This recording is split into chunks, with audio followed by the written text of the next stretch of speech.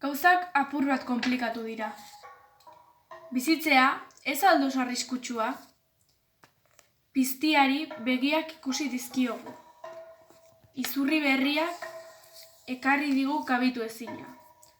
Orain, etxea eta horma dira, bizkarrean tatuaturiko mapak. Akordatzen naiz, etxera bidean 11 pauso, ematen nituela konpainia noblean. Zergatik, Pampos? Orain galdera berriak ditut. 15 zauri eta korapiloak erraietan.